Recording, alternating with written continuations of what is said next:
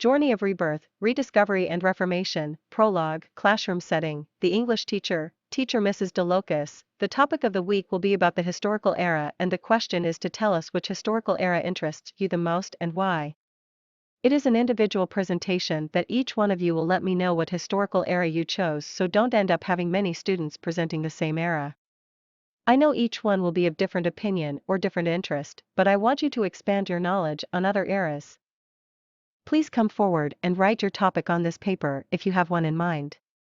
Eric P.O.V., my English teacher Mrs. DeLocus, has assigned us to write a historical era of interest.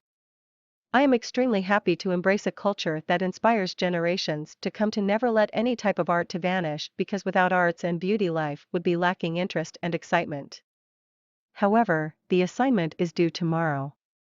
I am reviewing and putting my last touches to give the best presentation tomorrow. I know it is funny hearing a 17 years old excited about a school or school project as a whole.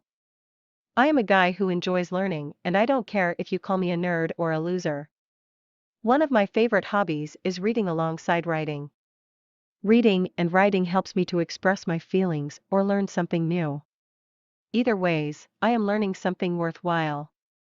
As Leonardo da Vinci once had said, there are three classes of people: those who see when they are shown, those who do not see. I guess people don't see what I see, and I don't mind them not seeing my world because I like to mind my own business. The next day, presentation time. Teacher, all right class, who is ready to present first? Any volunteer. Eric was the first one to put his hands up with enthusiasm. Eric shouted, I am. Teacher, Eric, you're up first, since you are ready to present. Eric presents, Italian Renaissance era, which historical era to live in? That is a tough decision, but decisions sometimes are simple by just saying what comes to your mind. Just kidding. No, I am serious, taking too long to decide will drain the life out of you. That is why my decision was a simple choice for this project. I chose the Italian Renaissance era. Simple, right? I would live in the Italian Renaissance era. I am a total art person, so it would be amazing to live in a period famous for its literature, paintings, sculptures and other kinds of precious creations. The word Renaissance means rebirth, and it is the time period in Europe that covers the 14th to the 17th centuries. When the fall of the Roman Empire occurred and the Middle Ages occurred, numerous advancements had been established during the Roman and Greek empires were lost, including art, government, music, education and science. That fall was referred to as the Dark Ages, because of the detailed information that the Romans were heeded for obstruction. In other words, communication went dark. The dawn of the Renaissance led Europe out of the dark and became a time of rebirth of all that had been lost, as well as a better life for many of the people. Florence, Italy was the place that the Renaissance started, and it began to expand to other Italian city-states. Many of the wealthiest families had remained somewhat wealthy due to trade, and it was the rich people that wanted to spend money on art and education. Many in Italy ruled in the city-states of Venice, Florence, Milan and Ferrara. During the Renaissance, there was overflowing support for everything inspirational. In art, you see sculptures and paintings; in music some of the most beautiful created. People were open to creating things of beauty for the enrichment of all. Many of the famous artists such as Leonardo da Vinci and Michelangelo became popular during that time. One of the biggest changes that happened during the Renaissance was the idea of humanism. This was a philosophy that all should have the opportunity to learn and be educated. Due to the new open approach to learning and progress, combined with the increased flow of money that was being spent as support, some of the largest projects in Europe were undertaken in construction. Cathedrals and buildings that were elaborately decorated with the best art display, along with fountains and sculptures. Ever since that day, many talented people from all over the world were employed in a central location. Furthermore, Italy became a central hub for the best inventions, beautiful architects, scientists and artists. Jorney của tái sinh, tái khám phá và cải cách dấu mở đầu thiết lập lớp học giáo viên tiếng Anh giáo viên bà DeLocus. Chủ đề trong tuần sẽ là về kỷ nguyên lịch sử và câu hỏi là cho chúng tôi biết thời kỳ lịch sử nào bạn quan tâm nhất và tại sao. Đó là một bài thuyết trình cá nhân mà mỗi người trong các bạn sẽ cho tôi biết thời kỳ lịch sử bạn đã chọn để không có nhiều sinh viên trình bày cùng một kỷ nguyên. Tôi biết mỗi người sẽ có ý kiến khác nhau hoặc quan tâm khác nhau, nhưng tôi muốn bạn mở rộng kiến thức của mình về các thời đại khác. Xin vui lòng tiến lên và viết chủ đề của bạn trên bài báo này nếu bạn có một trong tâm trí. Eric P.O. về giáo viên tiếng Anh của tôi, bà The Loker đã giao cho chúng tôi viết một kỷ nguyên lịch sử đáng quan tâm.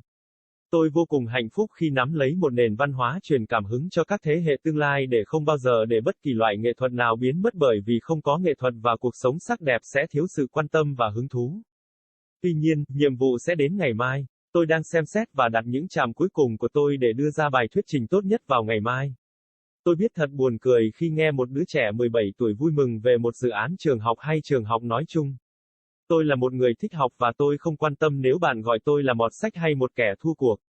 Một trong những sở thích yêu thích của tôi là đọc sách cùng với viết. Đọc và viết giúp tôi thể hiện cảm xúc của mình hoặc học một cái gì đó mới mẻ. Dù bằng cách nào tôi cũng đang học được điều gì đó đáng giá. Như Leonard da Vinci đã từng nói, có 3 tầng lớp người, những người nhìn thấy, những người thấy khi họ được hiển thị, những người không thấy. Tôi đoán mọi người không thấy những gì tôi thấy và tôi không phiền họ không nhìn thấy thế giới của tôi bởi vì tôi thích quan tâm đến việc kinh doanh của riêng mình. Ngày hôm sau, thời gian trình bày. Giáo viên, lớp tốt, ai đã sẵn sàng trình bày trước? Có tình nguyện viên nào không? Eric là người đầu tiên đưa tay lên với sự nhiệt tình.